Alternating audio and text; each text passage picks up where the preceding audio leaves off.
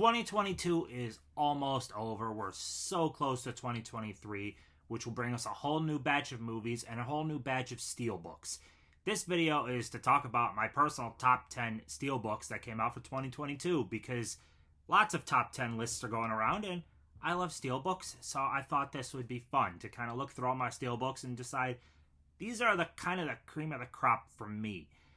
Some of you guys might think differently, but that's what I love about these types of lists. It would be kind of generic if we all thought the exact same thing. I will say this list is not purely dominated by Lionsgate. Lionsgate absolutely crushed it, but no, it's not pure Lionsgate. I feel like you could just make this list with 10 Lionsgate titles. Otherwise, I got some honorable mentions here, and then I have my top 10. Show you up close a little bit more with them, and yeah, let's have some fun, some Steelbook fun. Okay, so I'll take a little bit of a run through my honorables, the stuff that kind of just missed it, but these are freaking awesome Steelbooks. We have the Bob's Burgers Steelbook. They did such an incredible job on this one. I love it so much. I guess my only thing is I wish that the spine would they would have did a continuous picture right across. That would have been, I think, a little bit better. But I do really love this Steelbook, and I enjoyed the movie because I enjoy the show quite a bit. We also have the Paranorman, which you could also throw in the Coraline, just as beautiful. Just missed my cut, and I can't even tell you why. There's been some spectacular Steelbooks that came out in 2022. Another one, this Ex Machina. This was on Zavi. Look at that artwork. That is such a stunning Steelbook. I really, really like this one. And gosh, everything's out of protectors right now. I gotta put them all in right afterward. We've got Casablanca. This one was actually, I initially bought it from Zavi, but Walmart actually had it too. So anyone could buy this one. I like this a lot. I like it way more than that slip artwork. There's something about that slip artwork. I think it's because it's so much highlighted Humphrey, as if Humphrey is like the only one that matters, but Ingrid is just as vital to the movie, and Ingrid's kind of just like this little like background character on the slip. I like that. Yes, Humphrey is large, but Ingrid is pretty large right there too. They're both vital to the movie, so I really like that Steelbook. We've got some E.T. Gorgeous Steelbook. This was a Target exclusive. This is a brand new one, and it stunned me when I saw it. But this is War of the Worlds, and it unfortunately fingerprints attached so much to black Steelbooks, black matte. But look at this thing. I'm a big fan sometimes of simplicity on Steelbooks. I love simplicity. That hit it for me. We've got Lethal Weapon. The bullet holes are debossed. Done very well. Really like that one. That's the backside. And my last kind of runner-up is the Lawrence of Arabia. There's also a Bridge over River Kwai. It has the same artwork. But yeah, those are the ones that just missed it. I like all of those. And honestly, I could have put the rest of the Lionsgate titles in the ones that just missed it. But now let's dive into my actual top 10. Coming in at number 10 is actually a Scream Factory title. I am such a fan of Army of Darkness at Bruce Campbell. And this Steelbook crushes it, man. It's spectacular. I like it more than the previous Blu-ray Steelbook. You unfold it, you get a whole battle scene there. I really like it. There is inside artwork right behind the discs, which something like that Top Gun completely avoided having inside artwork. But really well done, Steelbook. Awesome job, Scream Factory. This is a killer release, and the 4K looks awesome. Now for my number 9, this is a movie that came out at the bitter end of 2021. Even the Blu-ray and the 4K was the end of 2021. So some people might think, oh, this is a 2021 title. But the Steelbook was actually slightly behind the slip. The Steelbook came out at the very start of 2022. We're talking an early January one, but the last duel, this Steelbook, so it's, as you can see, it's a matte Steelbook with gloss. That looks so nice. So you got all the main characters. This movie is brilliant too. I really loved it. But on the front, you got matte with gloss. You can see it represented there. The disc itself is blech, but got nice art inside. I really like it. It's such a simplistic one, but I absolutely fell in love with this one, so I knew this had to be on my list. Once I saw it officially was a 2022 Steelbook, I had to. Now for my number 8, I don't know how many people would actually have this on their list. I felt like this was a sleeper for a lot of people.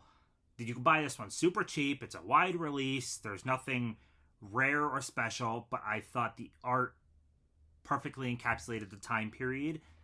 It is the Untouchables Steelbook. I thought they did a bang-up job with this. I really like it.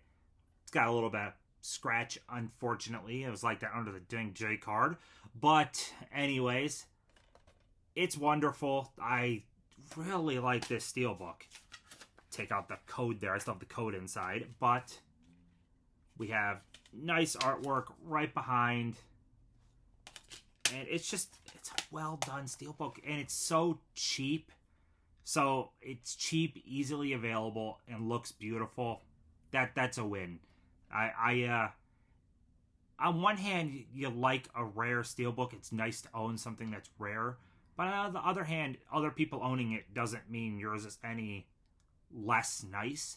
So I'm okay with having something that is super wide available. It's so nice. I don't care that you can find this for like $15, $20 probably. This was super wide, easily found, but love it. Now for number 7, we're going to a title that kind of tried to ride the coattails of Lionsgate. Lionsgate's not the first ones to do the whole slips on Steelbooks. They're not. Tell you right now, they're not the first.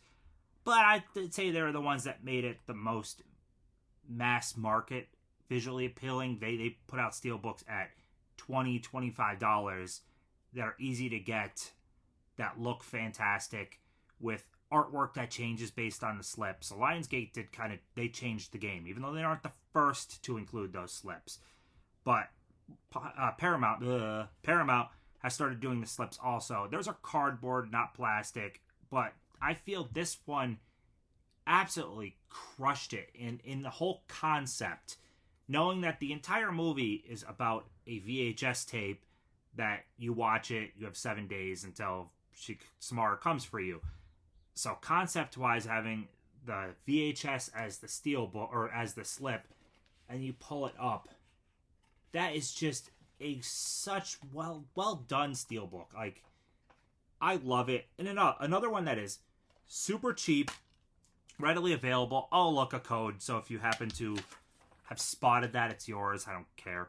But love this so much.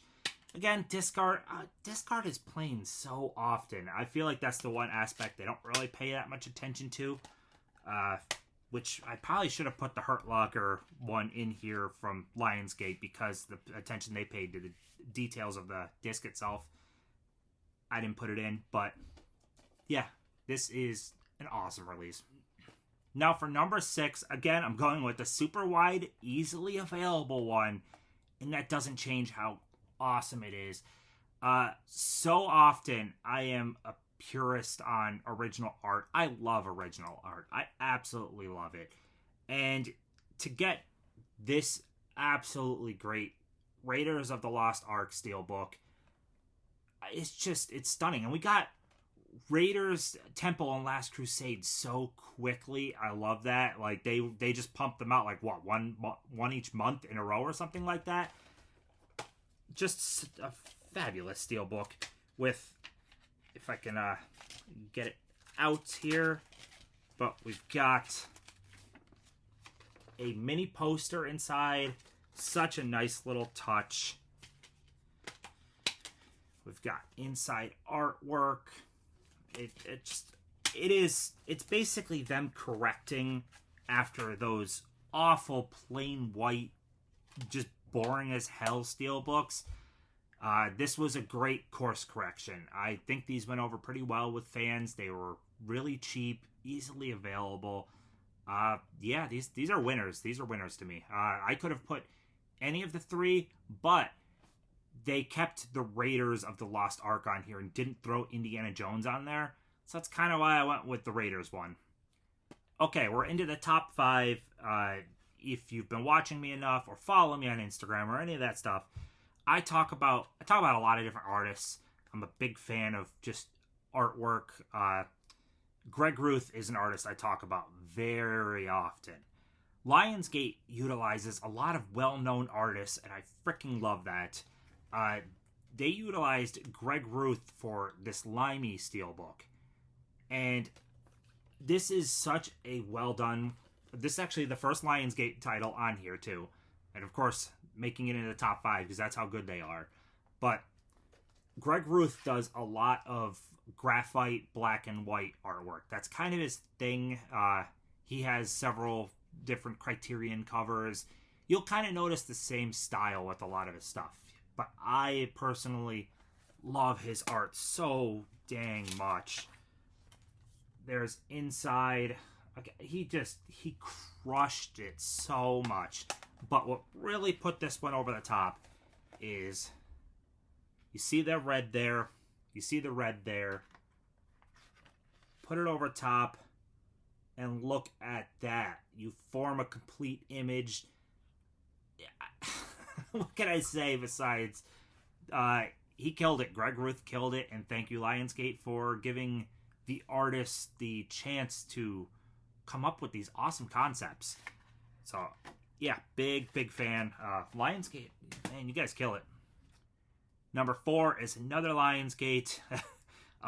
This is going to be on probably almost everybody's list. I feel kind of in the way that people latched onto that American Psycho, which the American Psycho one is incredible. People are latching onto this one. Cool thing is it's the same artist. Same artist involved. They're called Phantom City Creative, and they did Reservoir Dogs, along with doing American Psycho and several others. They're so great, but the concept, this one doesn't slide as easy, but look at that. That is just such a cool concept for this. So, big fan of that. I do want to say, like I said, this is Phantom City Creative. When we talk about how much we love the art and the concepts and stuff, if you know the artist, I feel like we should kind of collectively say the artist a little bit more, or tag them, or anything like that, because on here they don't make it like nice and known who the artist is. In the promotional materials when they release, they do mention who the artist is, but I feel like along the way it kind of gets lost in translation, and then the art, basically people just sum it up to Lionsgate killed it with the art. And what Lionsgate did is Lionsgate paid the artist. They bought this art, but Lionsgate didn't do this, though. An actual human artist did this, and then it got sold essentially to a big giant multi-million-dollar corporation. But that doesn't mean the multi-million-dollar corporation made this art, if that makes any sense to you. So I feel sometimes the artist gets lost in the translation, and we should try to credit them a little bit more if we can. If you don't know who the artist is, I wouldn't expect you to credit. You don't know. They don't exactly tell you, like, new art by Phantom City Creative on here. I don't know if it's anywhere on here. I know it's in the promotional material, but I just see stuff about the movie. Yeah, it's just kind of a little nitpicky thing with me, I guess, but they killed it on this one. Last one for the Lionsgate Steelbooks, we have La La Land. Oh my god, this La La Land is so amazing. Another just great, simple concept with that. And I'm not always a huge fan of, like, super busy artwork. take the digital copy in there again. But it works on this. This is just a absolutely stunning steelbook. The 4K is still in the living room because I just rewatched this movie the other day. But yeah, I love this steelbook so much. So it is my favorite Lionsgate release of 2022. Also, I just did that whole little thing about the artwork. Jack Hughes is the artist, by the way. But yeah, check him out. He has really, really cool artwork. Now for my runner-up. I thought this one was stunning. This is an import from, I think it was Germany. You are going to know the artist very well because he happens to do a lot of work with Scream Factory, with Cavity Colors, and just all types of people. Devin Whitehead, who did this absolutely stunning Invaders from Mars. I mean, look at the way the colors pop on this thing. It's a work of art. I mean, this is, if you saw this in person, it's crazy how nice this steelbook is. It just pops so much. So if you get a chance to get this one, you could order it on eBay or something like that. Yeah, it's so damn nice, man. There we go. Get the focus again. The colors give it this almost vibrant neon look. It's so damn nice. So that's why it's my runner-up, because it's incredible. Now for my favorite steelbook of 2022. It's such a simple concept, but they crushed it. I love this steelbook so much, and I think I've mentioned in stuff already that I love this steelbook and it's my favorite. But the Singing in the Rain steelbook.